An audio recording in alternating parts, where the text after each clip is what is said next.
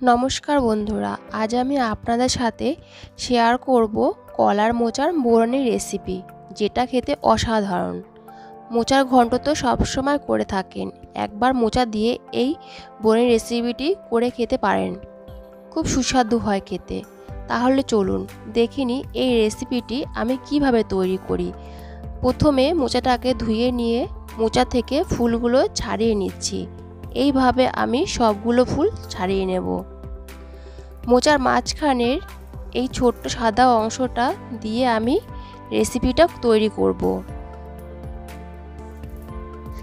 প্রথমে এটাকে আমি ধুয়ে নেব।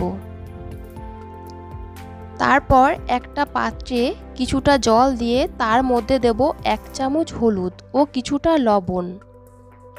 এবার মোচার ছোট্ট অংশটা দিয়ে সিদ্ধ হতে দেব 2 মিনিটের জন্য।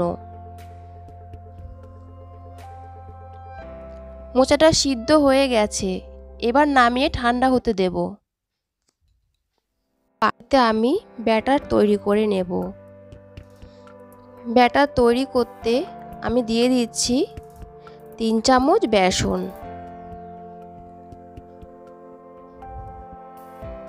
4 চামচ কর্নফ্লাওয়ার,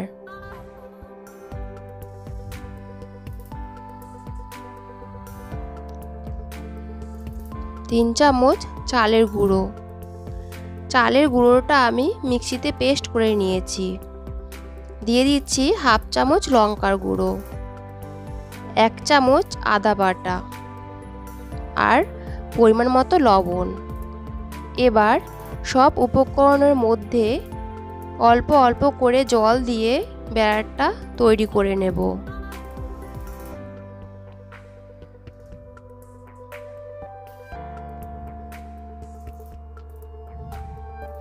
এবার মোচার ছোট্ট অংশটাকে এইভাবে গোল গোল করে কেটে তুলে নেব।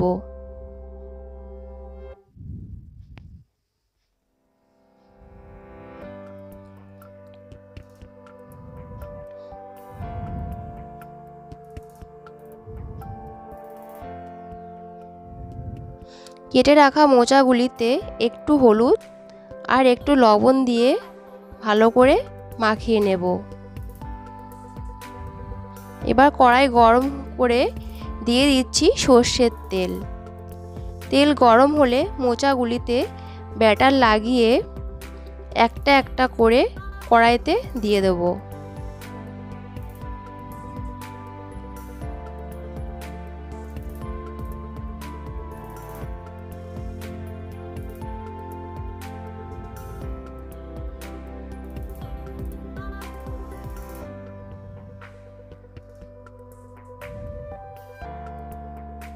বড়াগুলি উল্টে পাল্টে লাল লাল করে ভেজে নেব।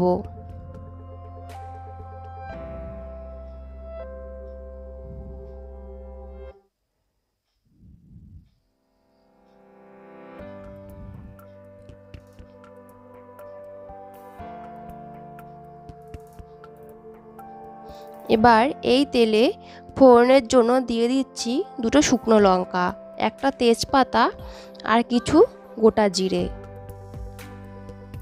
ফোড়ন ভাজা হয়ে গেলে দিয়ে দিচ্ছি ছোট ছোট করে কেটে রাখা আলু। আলুটা একটু ভেজে নেব।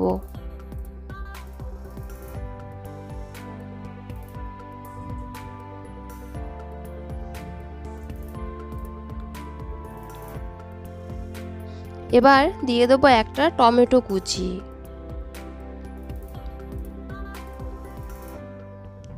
দুটো লঙ্কা কুচি, 1 চামচ হলুদ গুঁড়ো, 1 চামচ লঙ্কা গুঁড়ো।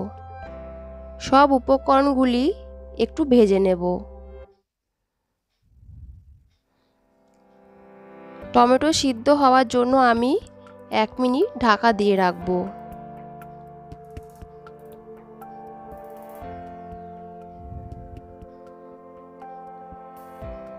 টমেটো সিদ্ধ হয়ে গেছে, এবার এর মধ্যে জল দিয়ে দেব।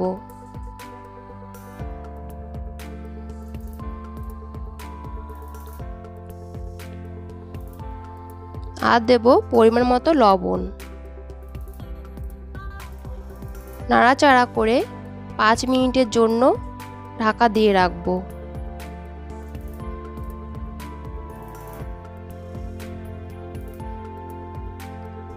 ঢাকনা তুলে দিয়ে দেব 1 চামচ জিরের গুঁড়ো,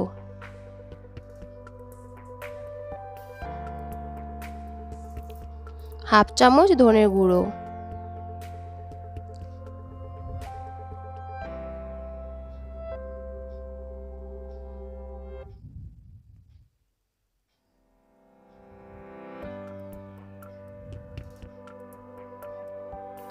একটু ফুটিয়ে নিয়ে বড়াগুলো একটা একটা করে দিয়ে দেব।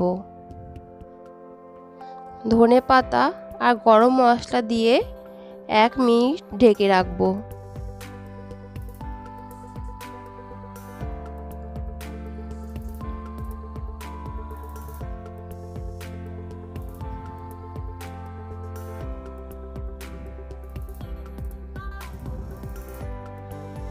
তৈরি হয়ে গেছে আমার মোচার বৌরানি রেসিপি।